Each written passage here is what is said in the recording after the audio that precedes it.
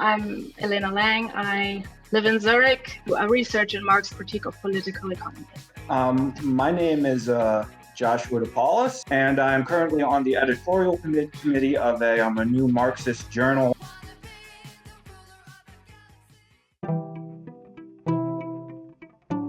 The death of God is about the drying up of a horizon of meaning and of a whole form of human life.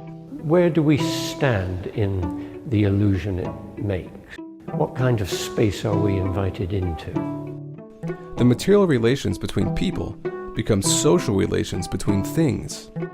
When we look at toasters, corn, and TVs, we don't see still, to a large extent, live in the interregnum between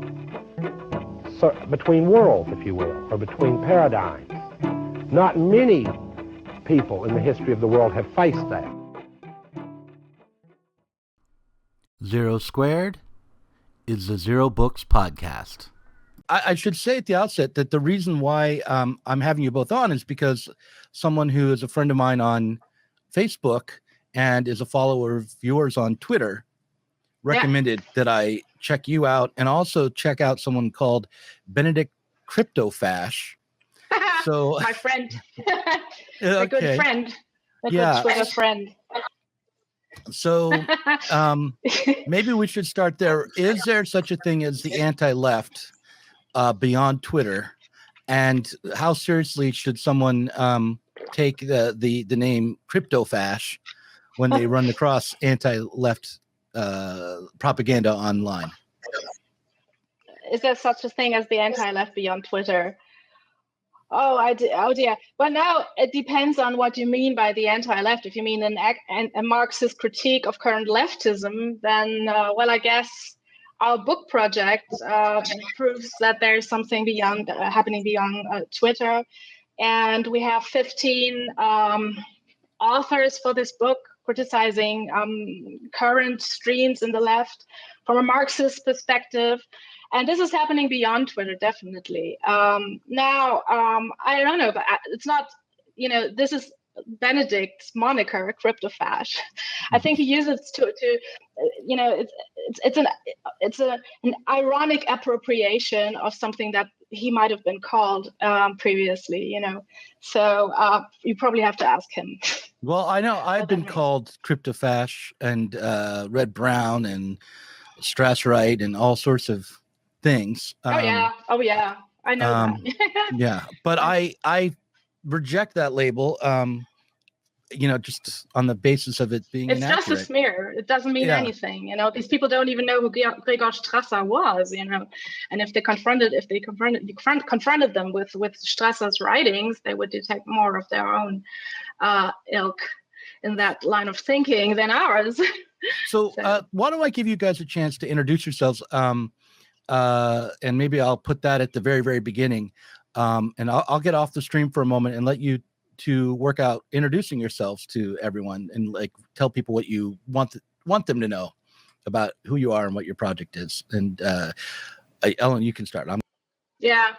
So I'm Elena Lange. I live in Zurich, in Switzerland. I'm not Swiss, I'm German, but it doesn't really matter. I teach Japanese intellectual history, modern Japanese intellectual history. I'm a trained philosopher. I have a philosophy PhD, and I just did my habilitation, and also a book that is coming out next month in May, in a couple of weeks, on Uno Kôzô, who is a Japanese Marxian economist, and the book is called Value Without Fetish, Uno Kôzô's Theory of Pure Capitalism in the Light of Marx's Critique of Political Economy. And that's what I do. I do a research in Marx's Critique of Political Economy. My name is Joshua Depaolis. I'm an American. I currently live on the Croatian-Hungarian border. Don't ask me why, sometimes things like that just happen.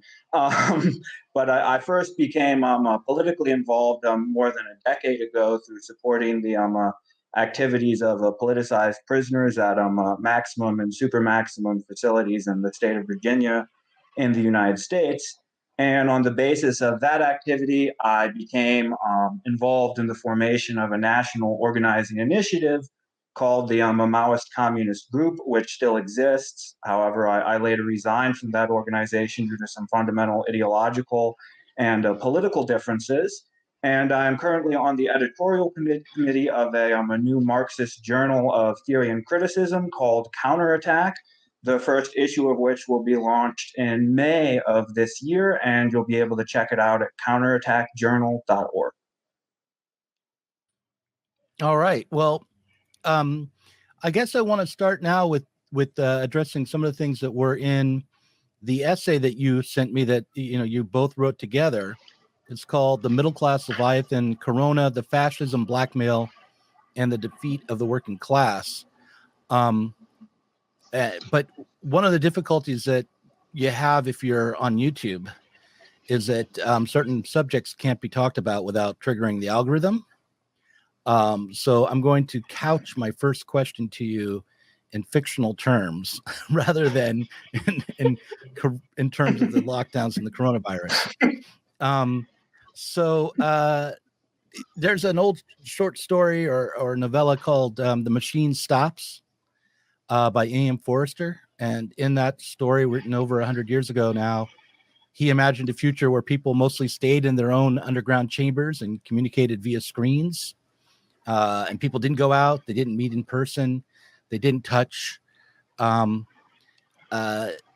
you think that a socialist living in that society who wanted to change that society should advocate for the breaking of the machine that made such a life possible?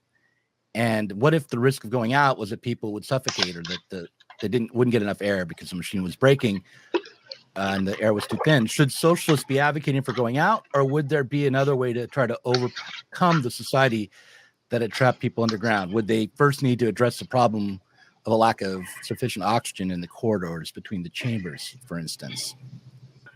So there. Yeah.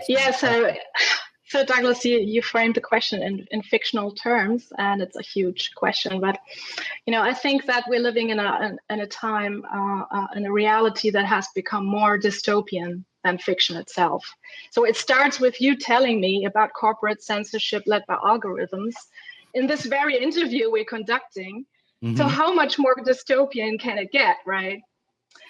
So anyway, so these underground chambers that you described from E.M. Forrester's story, they sound quite nice to me, actually, in comparison with the lockdown reality we're facing right now, which is concretely super exploitation of so-called essential workers, children as young as 8 or 9 suffering from anxiety neurosis and depression because of lack of social contacts, surge in numbers of suicides of young and elderly people, generalized unemployment, closing down of small businesses, elderly people dying alone, cancer patients' treatment being deferred, and so on. I can go on. And all of this in a situation where profits surge.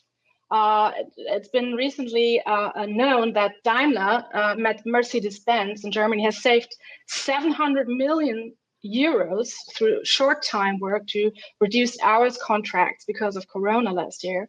And all of this while they distributed dividends to their stockholders that are 50% higher than in previous years. And if you look at the profits of Volkswagen as well, we're talking about the real economy now, they had the biggest surge in profit since their founding, since their existence, since they have been founded. So the Corona measures are a gigantic neoliberal restructuring plan. And all of that, and this is what we addressed, Joshua and I, in this text, is all of that is happening with the consent of the left and a strange acquiescence to what I would call really a Corona dictatorship, as there never really was a democratic process to accompany these measures. Partly part of them are really deep interventions into our civil rights.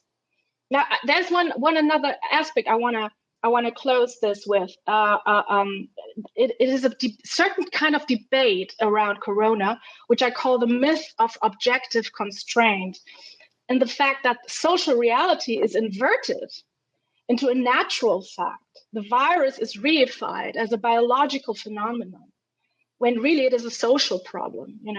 Humans who first of all produced the conditions under which this virus emerged, and also the conditions under which it is faced, are at the mercy of this new doctrine, the virus doctrine, instead of seeing its voluntary character that is mediated by the constraints of capitalism and the monetary form. So just to close this, we don't have enough ICU beds. We don't have enough resources and capacity in hospitals. Mm-hmm. You're telling me this? And just imagine what you could do, what states could do when banks fail. When banks failed 10 years ago, that was it. And we're confronted with the same challenges. And suddenly it's going to be cutting the demand side from people, who need these services.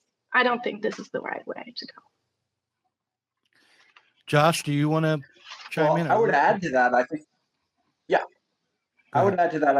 it's an absolutely fundamental principle of Marxism and what I would consider, to be the actual left. I mean, sort of building off your initial question, I think a better question than whether there's anti-leftism outside of the internet is whether there is an actual revolutionary leftism anywhere right now, at least in the Western world.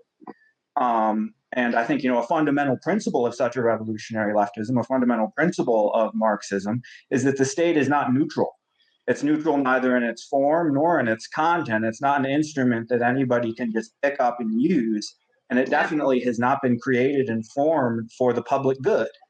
And that's something that, any leftist who uncritically supports the public health policy of this state, which is a class state. It's not a democratic state standing above classes.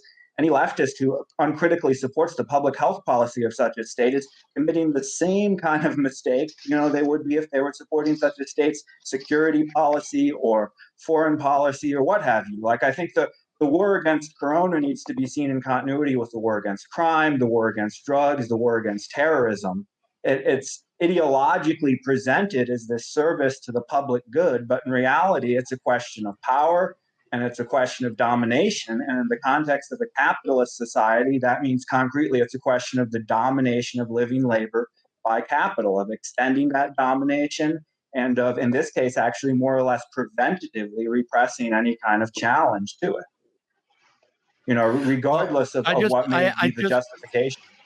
I just have to say, in an effort to keep this video from being taken down and my channel removed from YouTube, that I fully support the CDC guidelines and the World Health Organization. The lockdown measures are absolutely necessary. And just because these two are being critical of it here doesn't mean that we endorse that view.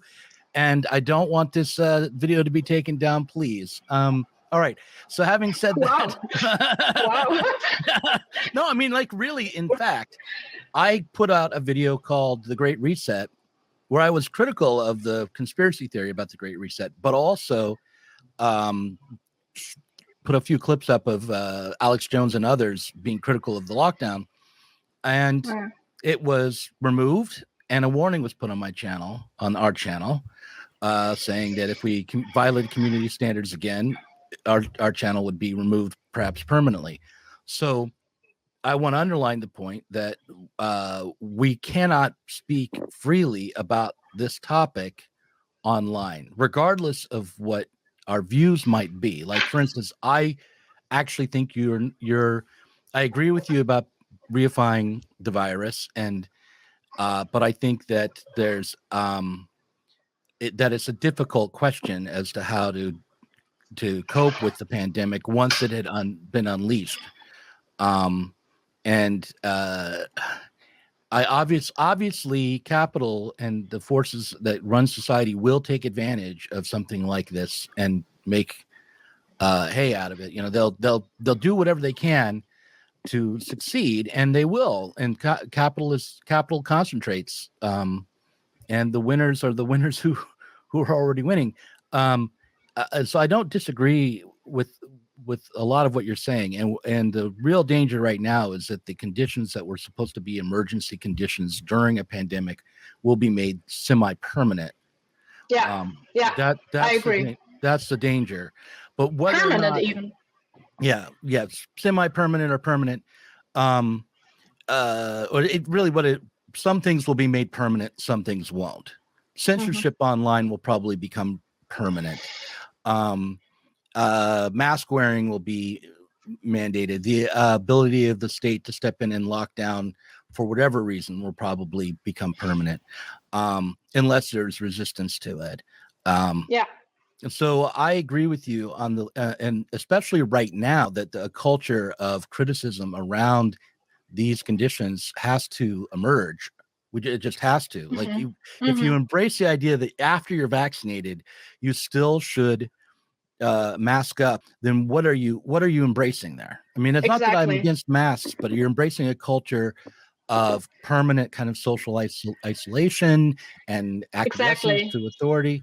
You know, my mother has a small company, and they actually produce masks. So I was testing them for this. This is absolutely. I mean, internet is nuts, but I wanted to say that masks are useful where they're appropriate. You know, but I'm talking about all the other measures. You know, all the restructuring and education and so on, online teaching and so on. Yeah, online teaching will probably become more dominant. Exactly. As well, and it's not working. What I think that we should maybe start to talk about is the difficulty that you might have if you're a Marxist, especially. I'm going to add Josh back to the stream just as soon as he pops back up. We seem to have lost him. Here he is. Okay.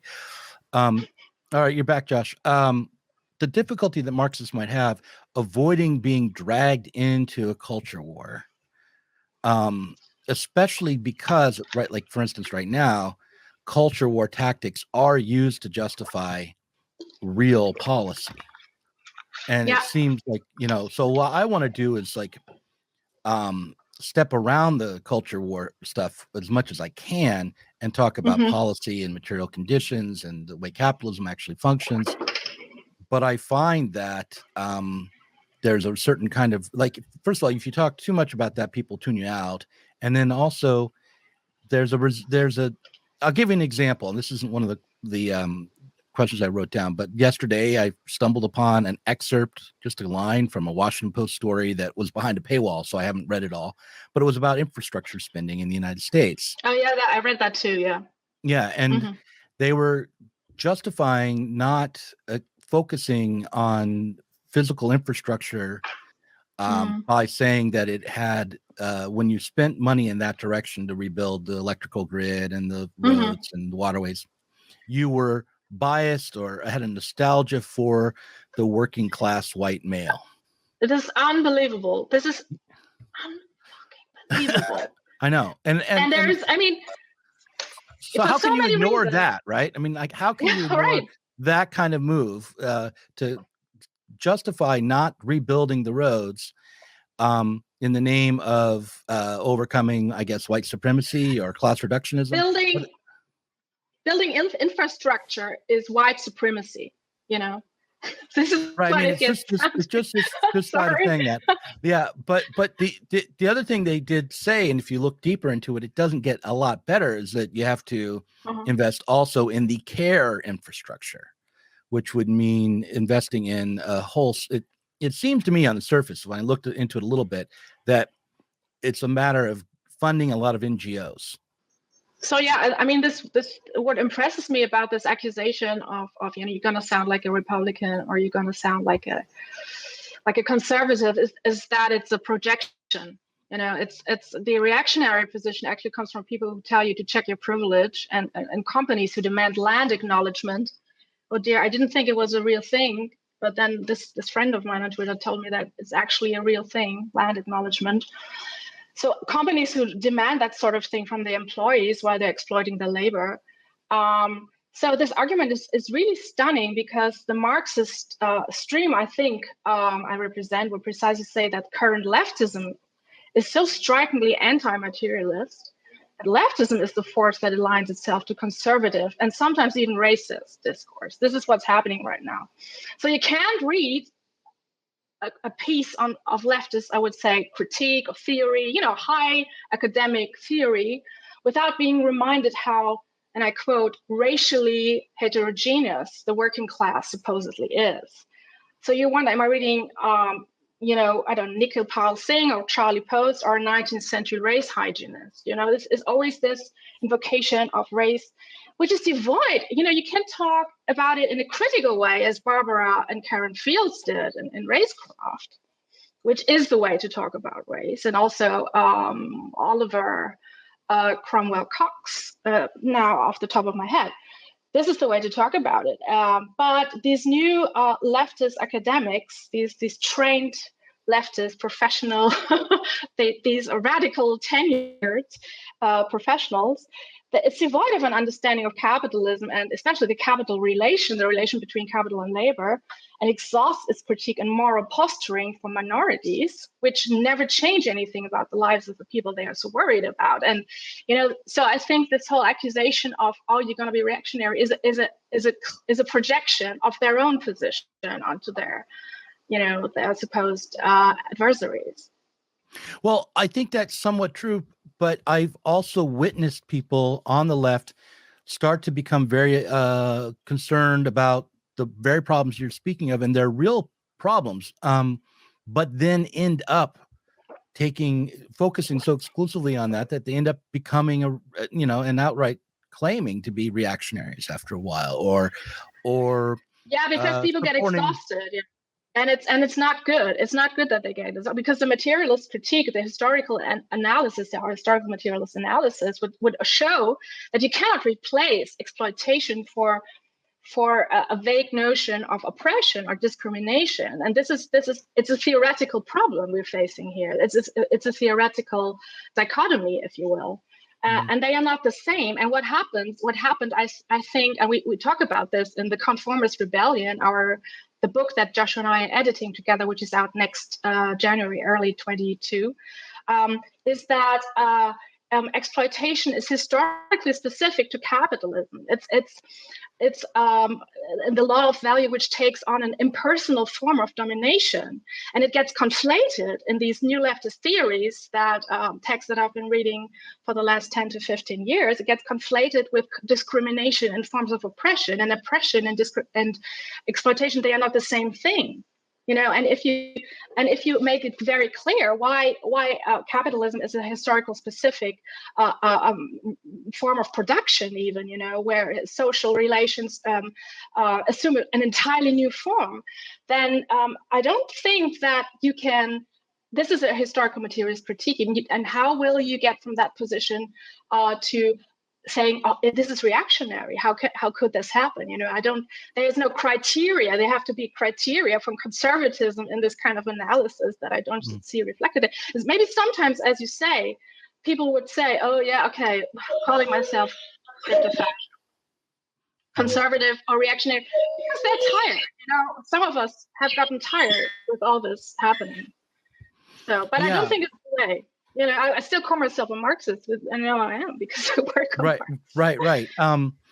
I just not to belabor the point, but I just know that when you're operating within the political realm, there are material there's basically people with money who will fund your projects, and certain kinds of messages will get money from certain sectors, and other kinds of messages will get money from other sectors. You can look at a publication like Spiked, which was at one time a very critical of the left in some ways that were, I think, justified, but over time had become a basically right-wing libertarian publication, and have received funds in that from which is not like a crime. Okay, it's not a crime for people to be capitalist libertarians, and but I'm just saying they're not Marxist anymore, and they had this path towards this different kind of analysis and basically a return to bourgeois perspective. And the other thing I'll say is that when the left is as regressed as it is, and so and as misguided as it is, sometimes just regular old classical liberalism looks better in comparison. I find that I can stand listening to centrists, real centrists, like self-avowed centrists, more easily than I can listening to other leftists a good portion of the time, because they can speak more honestly. And what their limits are, in their thinking, and you can see it. Yeah, I mean, you talked about Spike and sure. I don't know how Marxist they are. They certainly don't have a critique of political economy. That's what you say, because they have taken up so many culture war issues. But do they really claim to be that Marxist? I don't know. I mean, I would rather take, I would rather look at some radical Marxist publications, especially in the academic field, and hold them to their own standards about their Marxism. When I hear something, I just wrote a new piece for my Substack. My Substack's called Lawyers, Feast, Beetroot, and Music, as Marx called the Trinity formula of Adam Smith. It's a long story. But anyway, so I just wrote a piece on an article from Brooklyn Rail. Brooklyn Rail publishes a lot of radical liberal stuff. Yeah. Not so good stuff. And I was reading this text. I was reading this text by Charlie Post on so-called racial capitalism, and these arguments are bizarre. And he contradicts himself with every second sentence, and he makes these tautological claims. And I would rather hold these people, who claim themselves, as the avant-garde of Marxist progressivism. I take up their claims and ask them, are you really that well versed in Marxist theory if you make that claim? Yeah, no, this is a big problem on the Marxist left, is that Marx becomes like a ventriloquist dummy for whatever ideology people want to take on. And then if you criticize someone for using the term racialized capitalism, they'll accuse you of denying the long history of real racism. So I know what the problem is, and there is a big hindrance there to just getting people to think deeply about the system that's actually functioning and what it's doing to us. I am just always trying to thread the needle just right, avoid taking on an aesthetic of the right while I can continue to critique the left. And I guess that's but do you realize how narrow the political horizon has become, that Marxists who actually quote borrowed long passages from Capital and the Grundrisse and the theories of surplus value, they are called reactionaries or fascists or racist? What is going on? I mean, what is the political spectrum? What has it come to? And people should reflect that. It's not really about individuals being called names. I don't care about that. I care about what are the options. Why has it become so narrow? Why has it become so heated? And why has it become so vain and narcissistic? Let's talk a little bit about the theory in and I'm sorry we lost Josh, but in your essay, The Middle Class Leviathan, answer the question of why this is happening. And this is where we might have more fundamental disagreements. So far, we really just have been, I've basically been making excuses for not being a little bit more strident about these issues than I am maybe, about the way the left has been constrained. But when we look for an explanation as to why, I'm not sure it's as clear as you make it out to be in your essay. Like, for instance, blaming the way the left has become PMC, to me, overlooks some of the problems that are more longstanding around how to organize the proletariat, what we can expect from the proletariat. Doug, I'm sorry to say, but this was also in this interesting trailer you made where you put me alongside Glenn Greenwald. This is not the claim we're making, in the paper. We don't say, they are PMC and that's why it's something bad. We're not, I'm PMC, hell's sake, and Marx and Engels were fucking PMC, it's like, that's not what's going on. It's a bit more complicated. So first of all, what's the definition of the professional managerial class? I would say it's a class of intellectual laborers whose job it is to produce the ideological superstructure. They are these mental laborers. And as such, they are also at the mercy of capital, while they themselves, and this is interesting, and this is where the critique of the PMC comes in. They present their own class interests as the interests of the oppressed. And this is where they get the leverage from, this moral imposition, this moral gesturing, moral posturing. But I would also say, and Josh can add something to that, because it's the point he makes in the paper, they don't really have a political project of their own. So what should that project be? They, in this historical moment, they are simping for the neoliberal project because it secures them a living, but it may very well look differently. They are, you can say they are the sycophants of the system right now. And it's not because of the class position per se. They can shift, but it's because that's the easiest way they can secure a living in a very precarious time of austerity in all sectors, of labor. You obviously need the historical analysis of what has happened in the last, I would say maybe 50 years, certainly since the emergence of neoliberal politics, and as we know, neoliberal politics emerged in the 1950s already, and it was implemented only in the late 1970s. But this is something that happened that has constantly, I would say, atomized the individuals of the society, and has developed its own tactics to just use divisive scheme to divide the working class, and this has been happening on many different levels. But what's happening now is I would say it's a qualitative change. It has something that's because what I said before about what is going on. Are you what are you, a progressive or a fascist? What are these two options, And that's why we talk about the fascism blackmail, because there is no politics proper anymore. We don't have politics proper anymore because politicians do not longer talk about politics.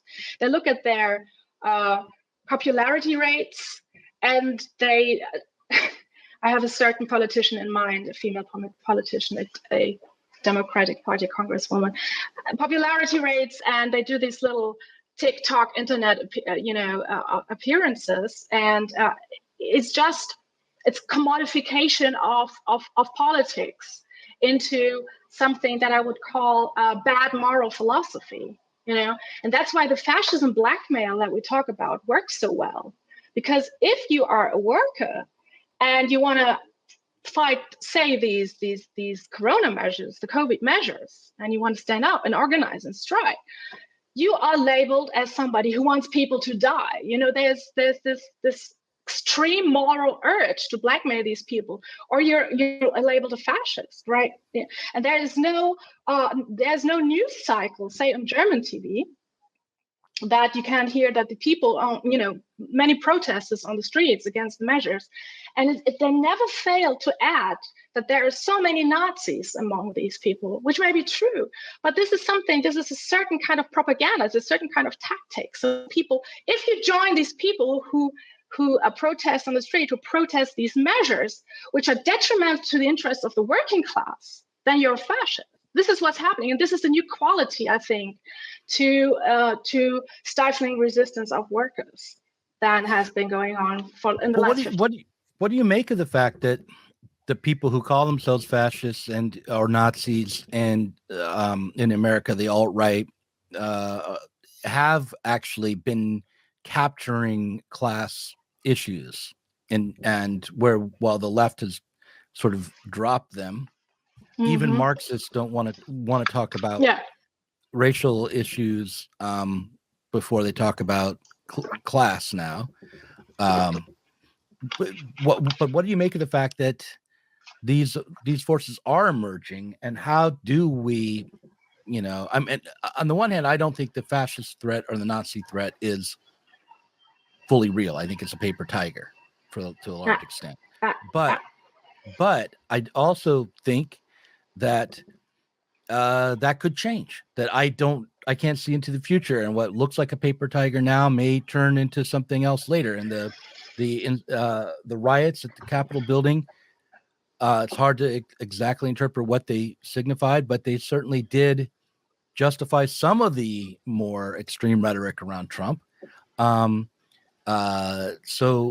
you know, to me, I feel like we do have the responsibility to distinguish ourselves as strongly as we can from the people who are trying to steal the class analysis from what remains of the left.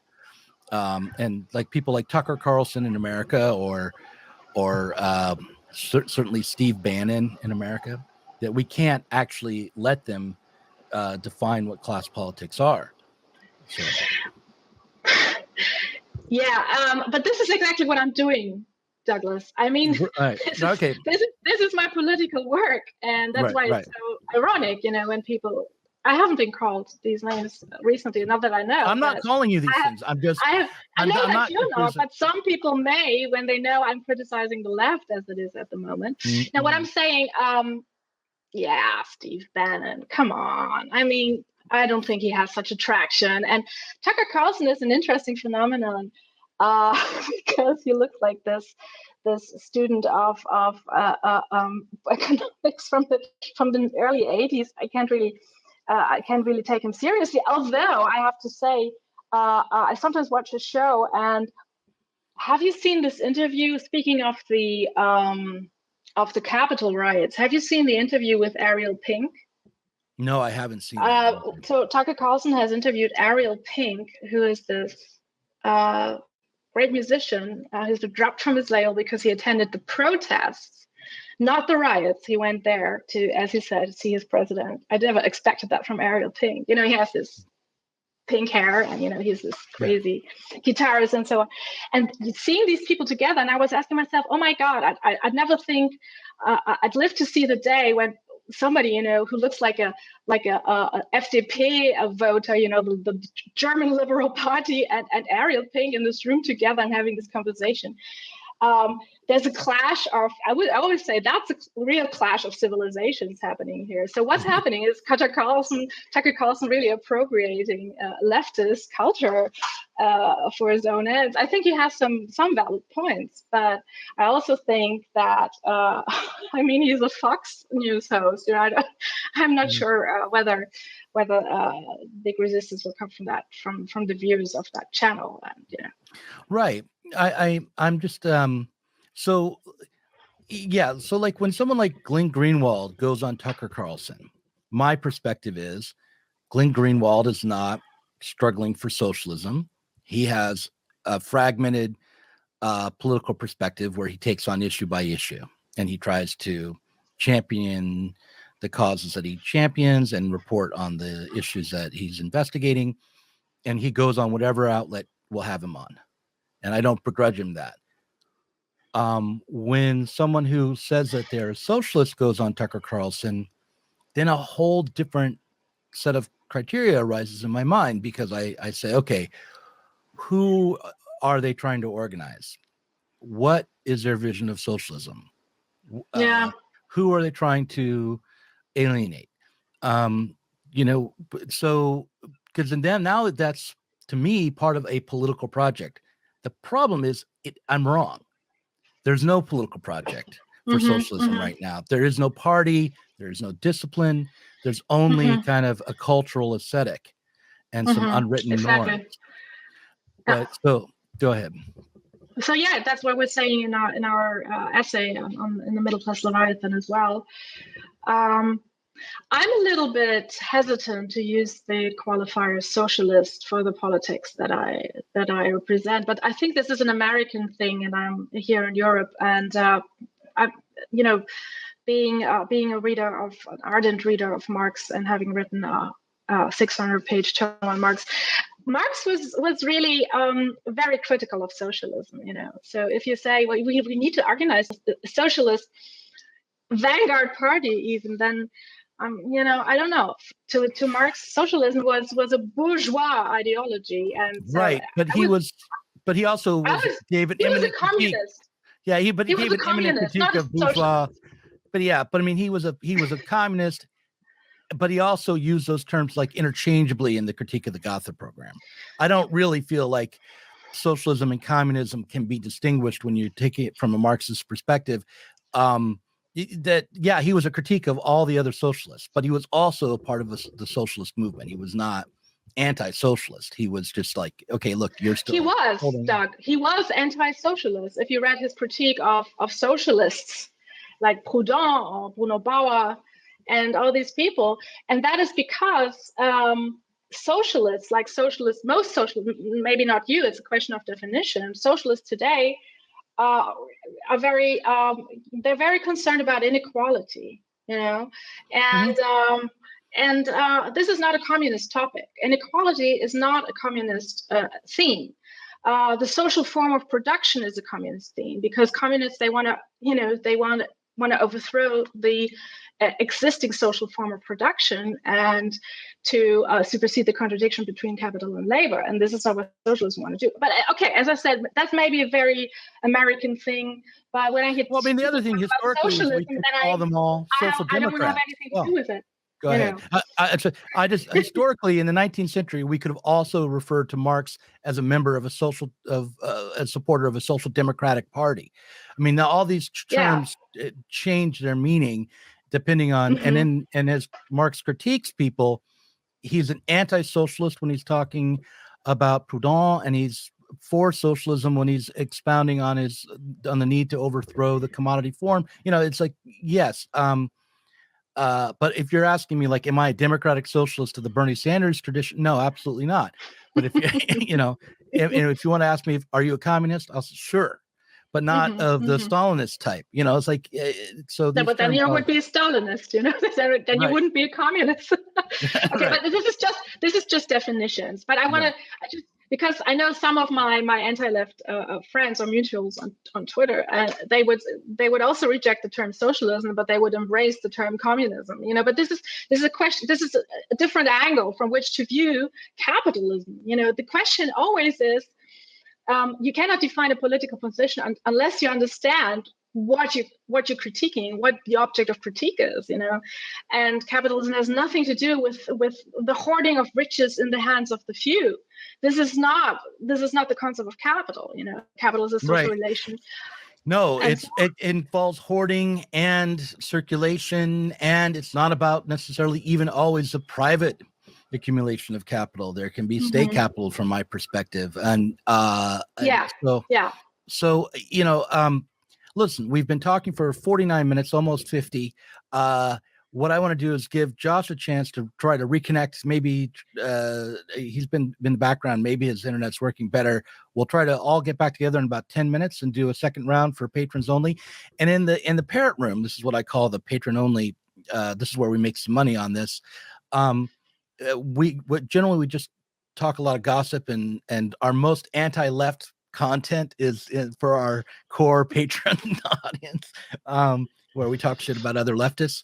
But but if people are watching this, if they want to watch me really get taken apart or take you apart, then they can tune into the parent room.